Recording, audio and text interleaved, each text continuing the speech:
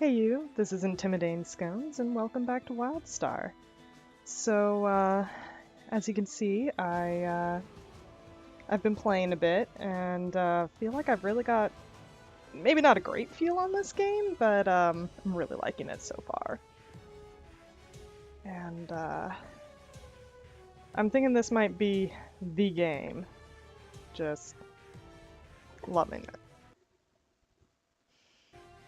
So, been hanging out on YouTube, and you know how YouTube just sometimes there's storms of anger at one issue or another, and it doesn't matter when you watch this video because something new will have stirred up everyone's wrath.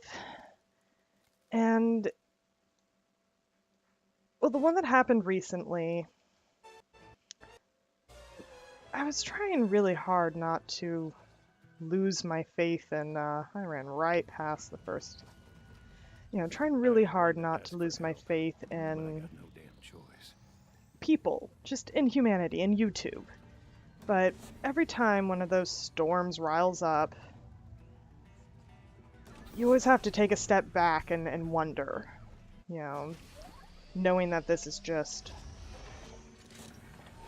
part of life.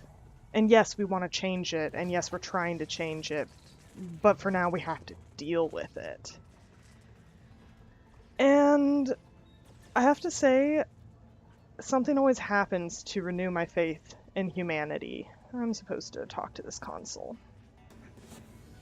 And my first comment for this video, I've done videos in the past. I am actually, the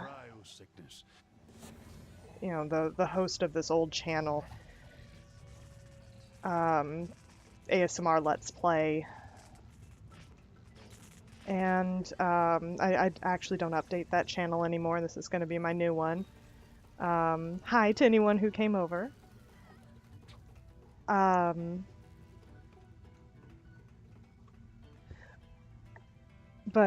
So it's not my first time getting comments on YouTube, but it is my first comment for this channel, and it was just so bright and happy and welcoming. So thank you. Thank you so much. It's nice just to know that people are kind. And I'm sure I'm gonna get my own share of, hate, because I'm an opinionated person, and part of what this channel will be is my opinions, which are just mine. You don't have to share them, and I'm okay with people not sharing them. But another thing that kind of renewed my faith, I sometimes make comments and then realize, oh god, I'm gonna avoid this, seeing what anyone says about this, because where's this sergeant I'm supposed to retrieve my weapon from?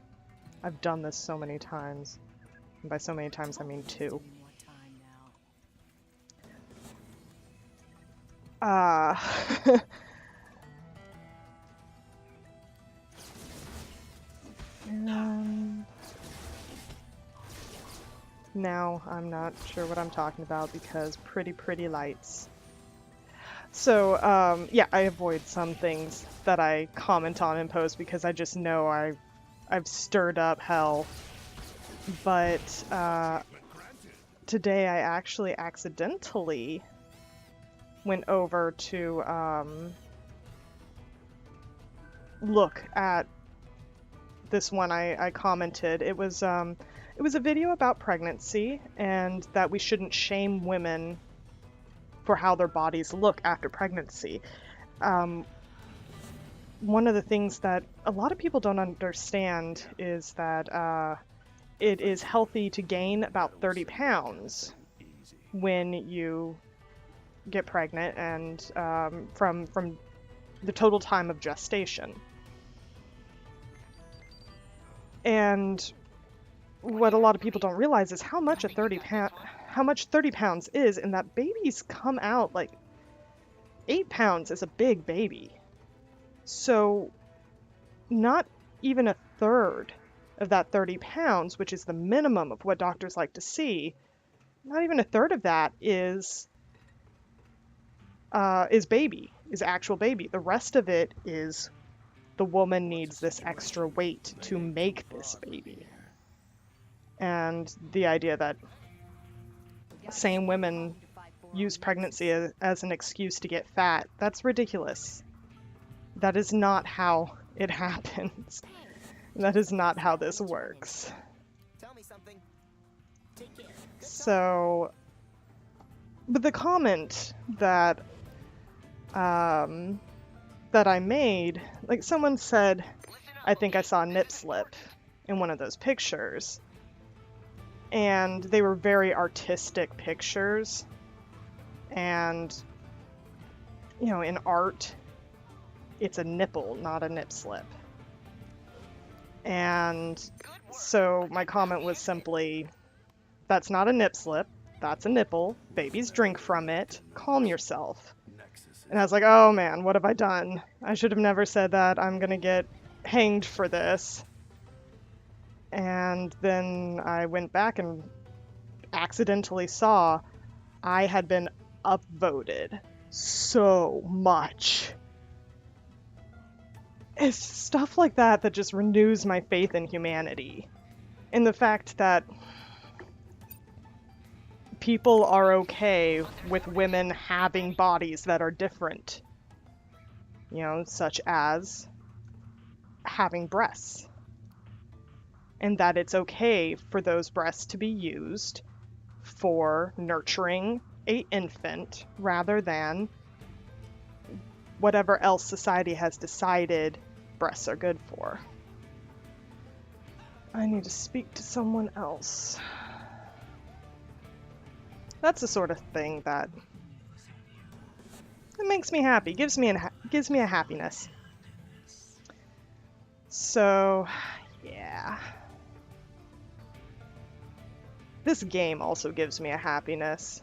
First time I went through one of the starting areas, particularly the human starting area. I don't mean the ship part here, but it was sort of a tundra-y area. And I'm not going to be able to show it in this video because I know the Aran go to a different area in the beginning. But they did some really cool literary stuff with that.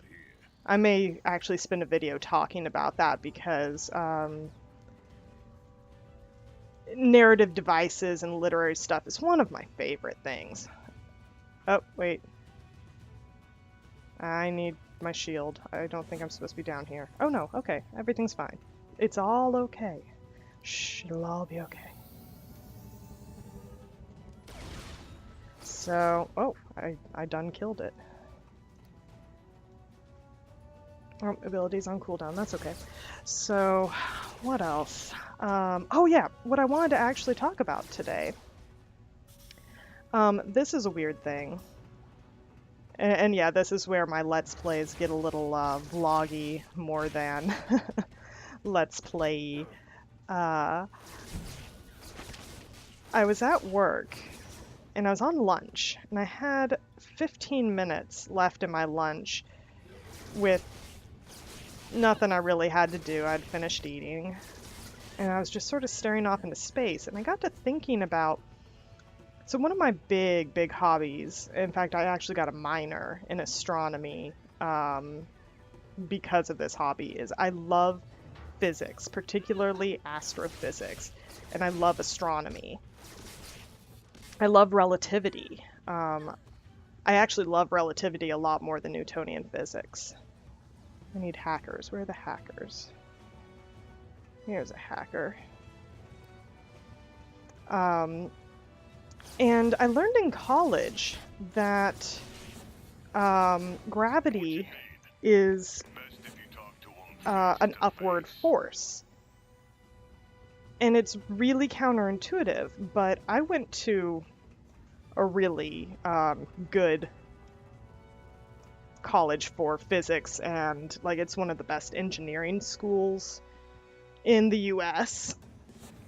which is funny because I did not get a degree in engineering.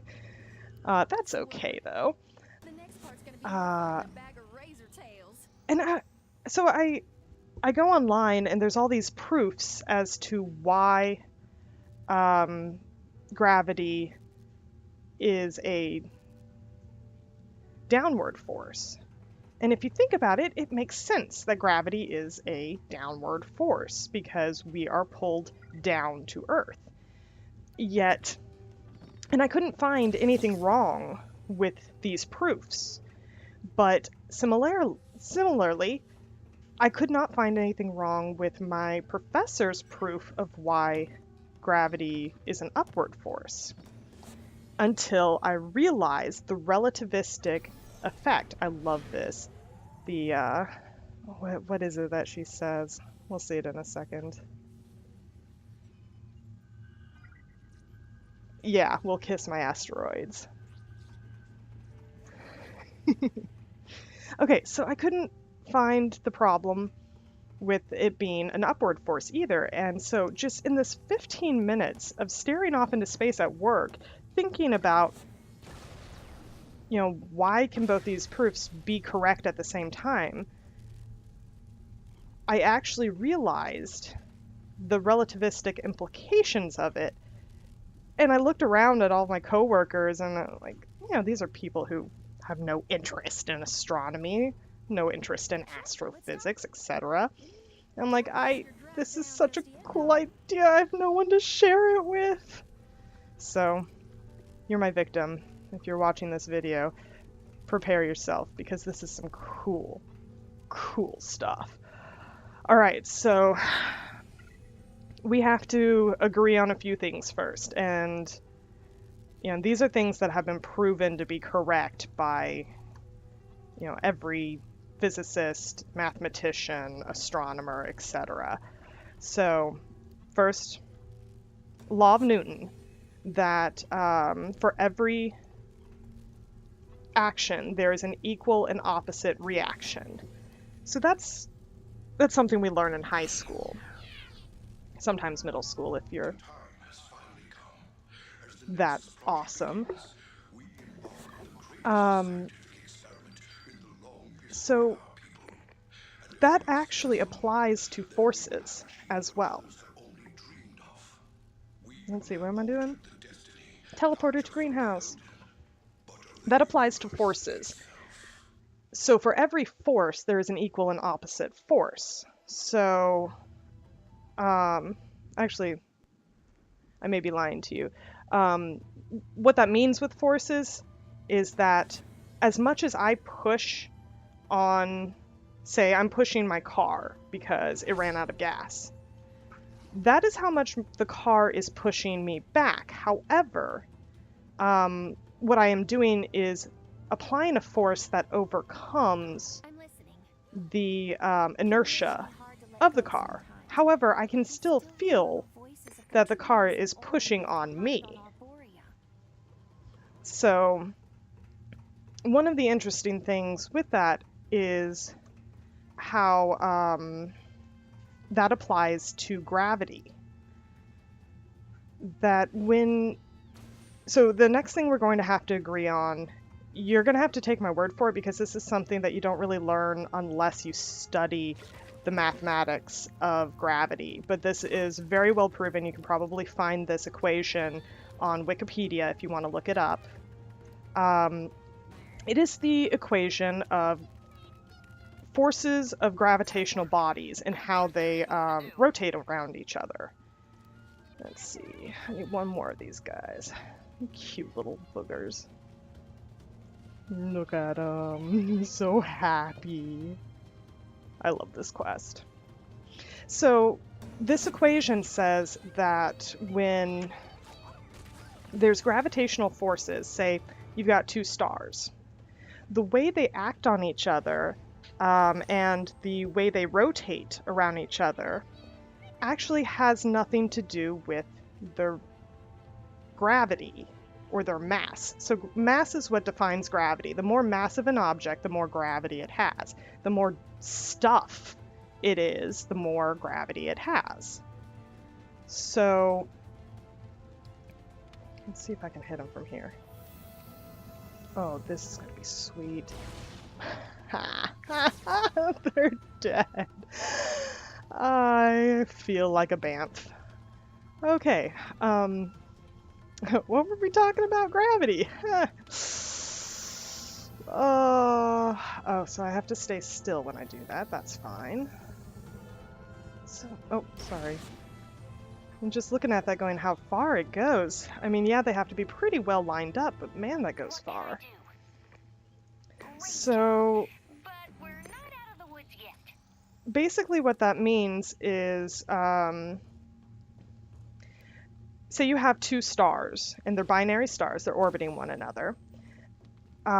The point at which they orbit is actually averaged amongst the mass of the stars, which means that it doesn't matter how massive one is and how massive the other is. You add it together and divide by the number of bodies, in this case, in my example, 2. So what that means is if one star is actually bigger than the other, it doesn't matter. It will change where the point of orbit is, simply because that sort of thing of, have you ever, like when you were a kid, tried to push someone who was a lot bigger than you and you almost felt like you were pushing yourself? That is because of that equal and opposite. There's just less of you to move. So you're both feeling the same force. Sorry, I'm gesticulating, but you can't see it. You're both feeling the same force, but because you're smaller, it affects you more than it affects the bigger person. So that's the same with stars. That the Earth actually has... Wow. So he's on a pile of corpses, except that one's definitely not dead. I did not notice that the first 2 times, and I'm very happy right now. Okay, so the Earth actually has an equal force of gravity affecting on the sun as the sun affects the Earth. Whoops, I didn't wait long enough. But because the sun is so much bigger, the Earth looks like it's orbiting the sun. But what you don't realize is if you look really, really closely, the sun is also orbiting the Earth. The sun wobbles a little bit. So we're going to have to agree that this is a thing for this to make sense, because otherwise, if you can't say I'm right there, then you're going to say I'm very wrong everywhere else. I don't need to collect those anymore, do I? So that's something that we can observe. That's something we have proven because science. And yes, the sun actually wobbles a lot more due to the bigger planets because, well, like I said, when you're bigger, you can push something else farther, but the force is equal. So another thing we're going to have to agree on is Einstein's theory of relativity. Am I doing this now? Yeah, Warbot. In that all viewpoints are valid. I'm gonna get my butt handed to me. So, basically what this is, so say you're driving in a car, and you look out the window, or let's even say you're not driving, you're riding. You're the passenger in the car. You look out the window, and you see the trees flying by. You know, other cars are driving about the same speed. They're not going anywhere, really. They're staying with you. But the trees are definitely flying by. However, you know that you're driving, you're moving. So what we have to agree here is that it is just as valid to say that the car is standing still and the trees are whizzing by, whereas, as sane, the trees are standing still and the car is whizzing by. See, we tend to use Earth as just our point of view because we've always been on Earth. We grew up on Earth. We evolved on Earth. So it just makes sense to be the default point of view. But what Einstein's relativity says, and this is why it's called relativity, that everything is relative, is that if you're in a spaceship flying by the Earth, it is really valid to say that the Earth is flying by the spaceship. Because, and this is something, again, we've measured with atomic clocks, that when you get outside of the gravity well and you are able to make these, these speed adjustments and measure how speed changes time, we see that it is, again, equal and opposite. And because of that equality, both have to be valid. So, I mean, it's this gorgeous melding of Newtonian and relativistic physics. Where am I going? I'm speaking to somebody.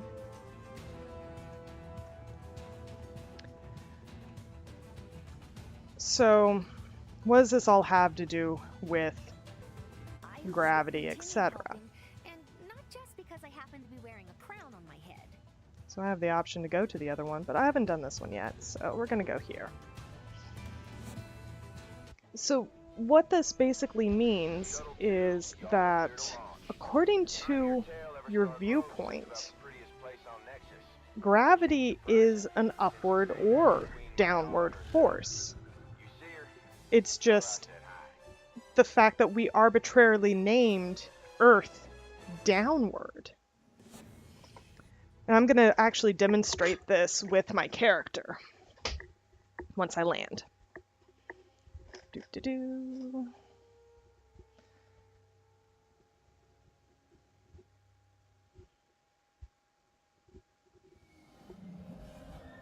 Pretty cutscene.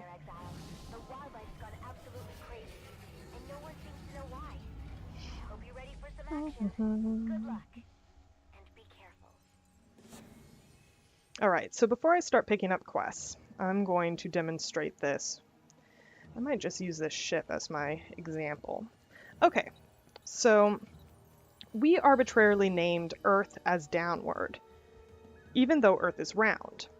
So let's actually arbitrarily name something here. So let's say the ship is one viewpoint and my character is another viewpoint. So if I'm facing this way, the ship is left. So if I am actually a gravitating body, and so is the ship, when I come near it and orbit near it, what should happen is I will orbit it something looking like this. Now, according to how orbits work, what is happening is that one gravitating body, i.e. my character, is going in a straight line. I'll just pretend this is a perfect circle. But it is falling towards the other gravitating body, i.e. the ship. I don't know what this is, but it's mine now. So it's falling towards the ship, which means that even though I'm going forward, I'm still going towards the ship because of gravity, which is a force. Which means that the force my character is experiencing is a leftward force. However, from the ship's perspective, I'm coming towards it. But think about how video games work. My character is right here in the middle of my screen all the time. And that's moving past me, and that's moving past me, and that's moving past me. Everything else is really what's moving in this video game. My character is staying still. We just sort of perceive everything else moving, possibly because my character has a running animation, and that's how we really experience the world. We run around. When we do this animation, that means we're running. When we do this animation, that means we're not. The programmers decided when this animation goes, things go by according to how I press the buttons. And when I do this animation, things stop going by. So what if we just imagine things from the perspective of the camera? From that perspective, as I run towards the ship, I'm not actually running towards the ship. The ship is flying at me. So if I'm running around the ship is coming towards me no matter what I do, because it's gravitationally bound to me. No matter what I try, because I'm just going in a straight line, no matter what I try, the ship is going to come at me. From that perspective, the force is going from ship to me. So one way we look at it, the force is going from me to the ship. The other way, the ship to me. Now, so one is leftwards, the other is rightwards. Now, if we, instead of designate this as left and right, but we were born, evolved, grew up on Earth, on this ship, and decided that any direction towards the ship was down, then we have an argument for gravity being a downward force and an argument for gravity being an upward force. What this means is that both are correct, that it is simply a viewpoint according to if you're viewing yourself as the gravitating body or the ship, or i.e. Earth, as the gravitating body. Now, we know because of Newton that equal and opposite reactions both are happening. We've proven this 1,000 times. We've observed it 1,000 times. And what Einstein says is that both are valid because no one viewpoint is the valid viewpoint. We have just arbitrarily decided Earth is down because it always has been for us. It's what made sense for the millions of years before we invented physics. But now we sort of understand a little better that there's way more to the universe than Earth, and there really is no up or down. So in that sort of a case, yes, gravity is an upward force. Yes, gravity is a downward force, because I am enacting as much gravity on the Earth as it is enacting on me. We just never think about it that way. I just think that's the coolest thing ever. All right, I've jabbered enough. Let's do a little bit of gaming. Now, what I want to do here is just sort of, I don't know, I'm not going to really role play, but I thought I'd read you some of the quest, because I didn't do that last time. I kind of read it to myself and skipped a lot and got a feel, but I really like the storyline. So, Everstar Grove. The trees are angry. I never tried to pronounce my character's name before. I guess that's Toslim. Can you feel it? Always nice to see another Orin on Nexus. Great to see you. Need any help? We're not finished yet. I can't read that. Oh, we're going to be busier than a jabbit chasing a sparkfly. I don't know what a jabbit is. Welcome to Everstar Grove. Hey Toslem, we need help getting set up here. Fenra Skytree is in charge, so you better go see it. Better go and see how you can pitch in. I'll report to her right away. Let's see. Hi, Fenra Skytree. It's a very Native American name. Skytree. I actually knew a guy in high school. His last name was literally, and I kid you not, Sky Eagle. I'm all ears. He was Native American heritage. Got quite a thorny situation here. Welcome to WildStar Grove. Nexus isn't quite the home I'd envisioned, but with a little elbow grease, I think we'll be able to settle in, so it's nice to have you here to help. What can I do, Finra? Friends help each other out. Going to come in really handy, I can tell. Oh my god, my voice acting is terrible. It's terrible! The forest is angry, and it's trying to hurt us. Okay, I'm so tired of this. Members of the expedition are trapped by brambles, and then there's the birds. Birds. Why is this happening? I don't know, but I'm sure the queen does. She's wise and powerful, aren't all rulers? The expedition, silly. We're here with Queen Myala? Myla? To make Nexus our new home.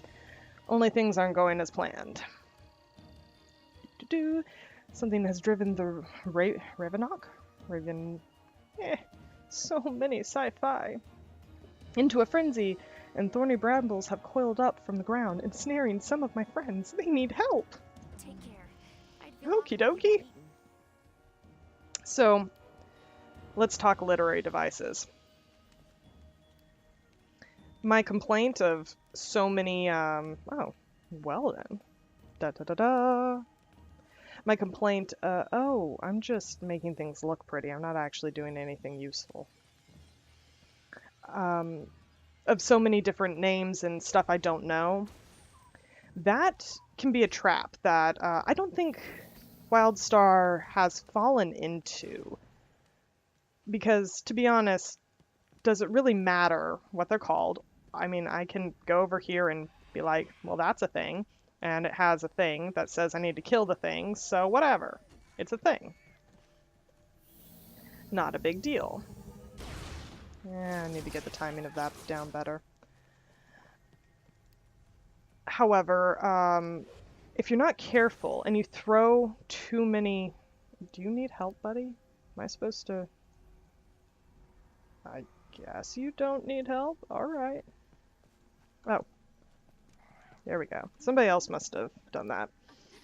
Blessed Demetrius. If you bombard someone with too much science-y talk or, you know, stuff that they don't know what it is, then you are... Oh my gosh, what did I do? I pressed a button for the lulz of seeing what it does, and I teleported. That was kind of cool. And I interrupt myself a lot.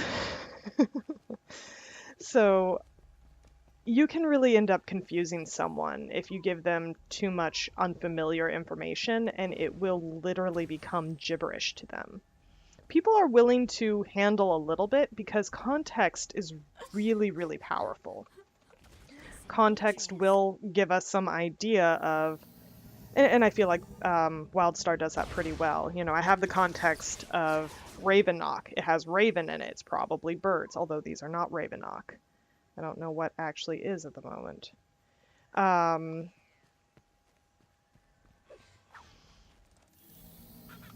Context gives us an idea of what we're dealing with. However, if we have more gibberish than context to, you know, oh, this is gonna hurt me. Okay, well, whatever.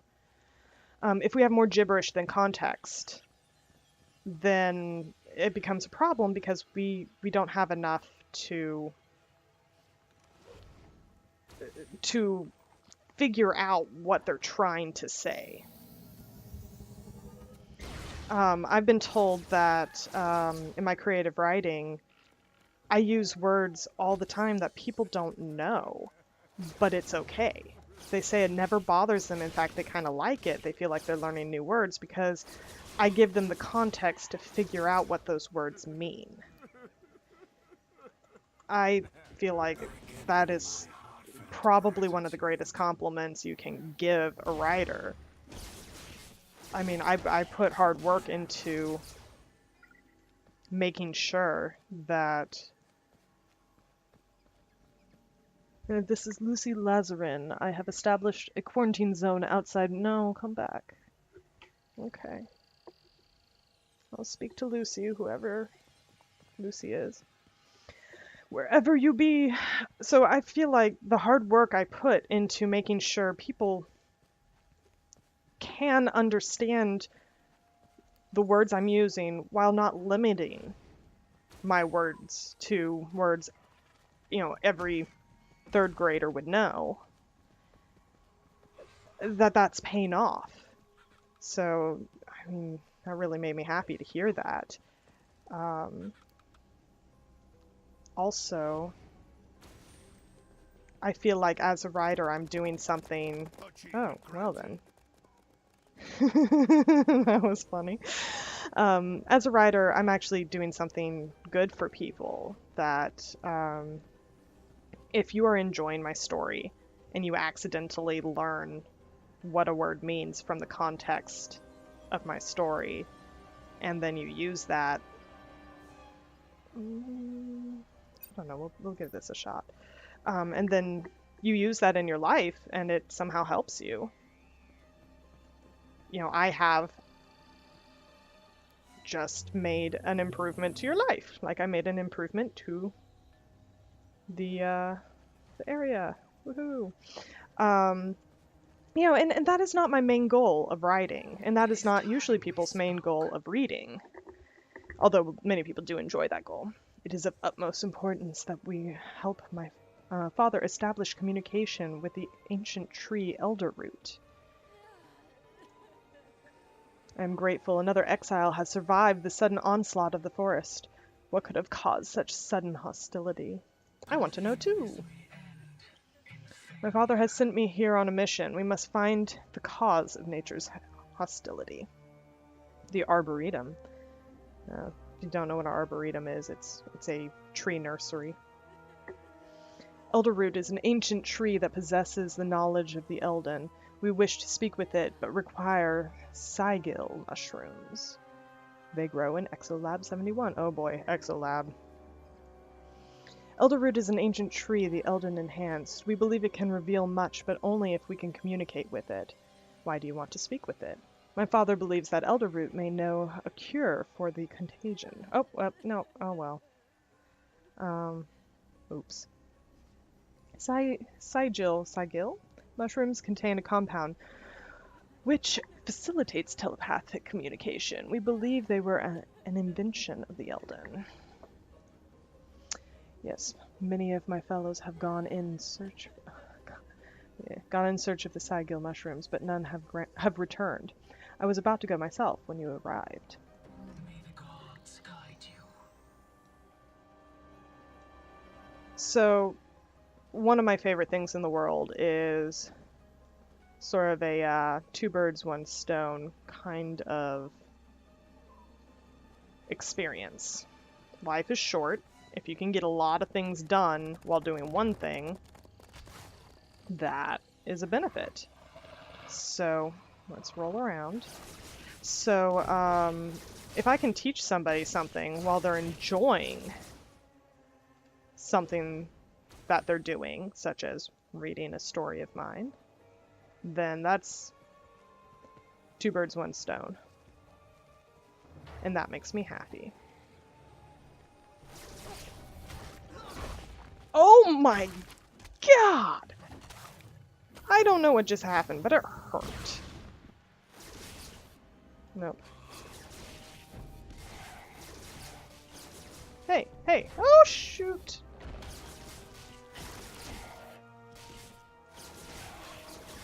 Die. Good grief.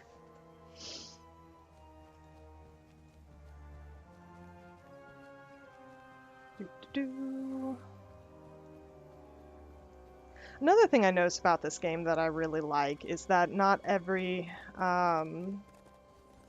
quest is a go kill something because I told you to quest. They have, not just gathering quests, but destroy defenses quest. And that makes sense. Honestly, yeah, we play a game because it's not the world. And stuff that doesn't make sense can make sense in a game. And sometimes we enjoy that. But when it gets so very different that it's unbelievable, such as, but why am I killing all these things? Then that actually takes enjoyment out of the game. And that's something a lot of game developers want to avoid. And I feel like these devs really had a good idea of what they're doing. I think they put a lot of thought into this game, and a lot of thought into what worked in other games. And rather than, reinventing, I think I said this last time, rather than reinventing the wheel, they more take their, take ideas from many different places and put them together to solve problems in very ingenious ways. Hey, you.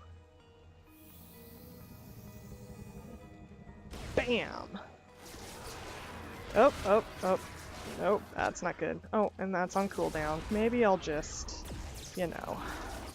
it'll be okay. It'll all be over soon.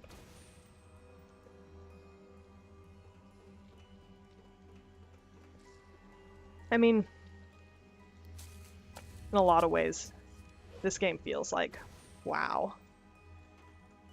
But it feels like all the good bits of WoW. And my friends that, alright. My friends that got me into this game have, told me that the dungeon and battling system and basically all the group play really does not feel like WoW. And, in-game content. And just that the fact that, that this game isn't so much based around... Wait, I'm supposed to go this way, clearly. About a bum rush to endgame. Oh no! Oh, crap, run away. I kind of ran into it rather than ran away. Fail. Okay. I just want to talk.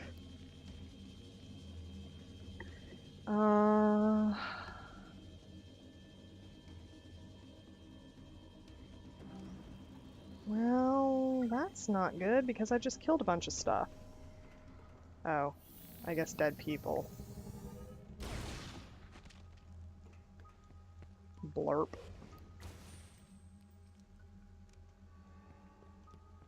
I also like how things kind of explode. Like, my last video, I was like, oh, it exploded into food. It's one of those games. No, it exploded into bits, more like TF2.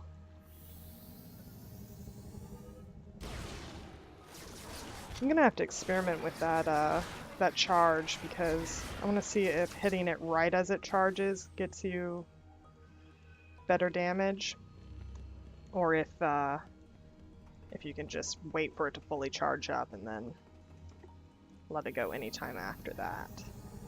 So there. Well, that doesn't help if you deflect it. Be that way. Cripes. I like that animation. Whoa, look at you. Time to crack some skulls. I done leveled up. So you'll notice I have my one Dominion, and then I went over to the Exiles. And part of that was, as I was playing along in... Well, okay, part of that was I wanted to see what the Exiles was all about.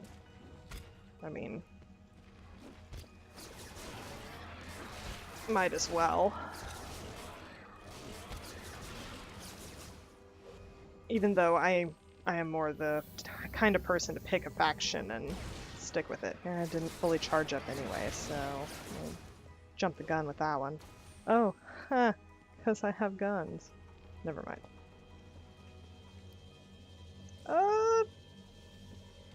What? I have the serum. I guess I wasn't supposed to take it back to him. That's what you get for not reading quests and being scared of standing in the fire. Although, trust me, standing in the fire will kill you. Okay, so when I started my first exile, I realized how Firefly-esque brown coat it was. And I got really happy because I love Firefly. I do so much. For the longest time on Facebook, my political views were Firefly and my religion was Firefly because I am a nerd. Think I could take it? I bet I can't. But I kind of want to try. Hello.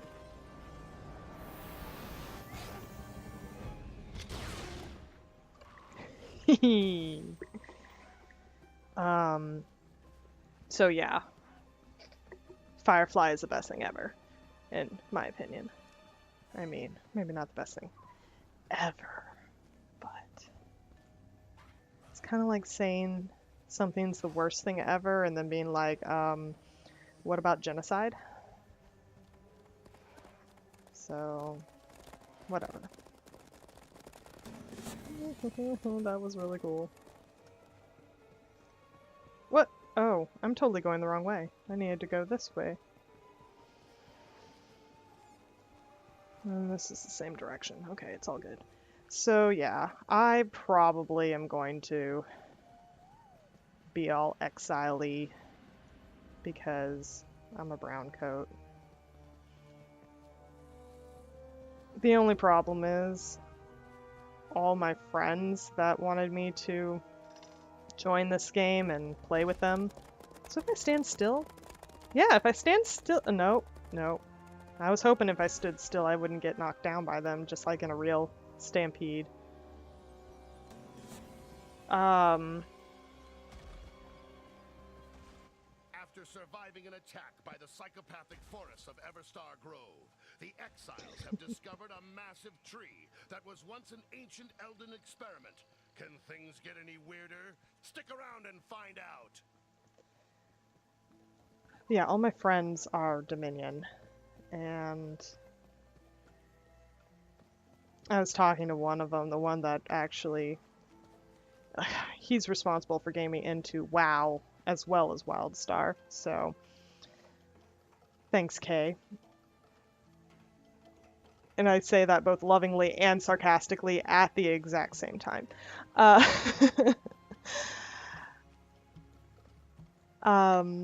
He said that they might be persuaded to go exile, but probably not. So anyway, done a little bit of WildStar, did a few quests, talked about some cool stuff. Some, like, two of the things that are my most beloved, not just faith in humanity, but, some world issues, as well as my love of physics, particularly anything to do with relativity, and some WildStar awesomeness. Liking this character so far. So yeah, there will be more on the way. Thanks for watching, and I'll see you next time.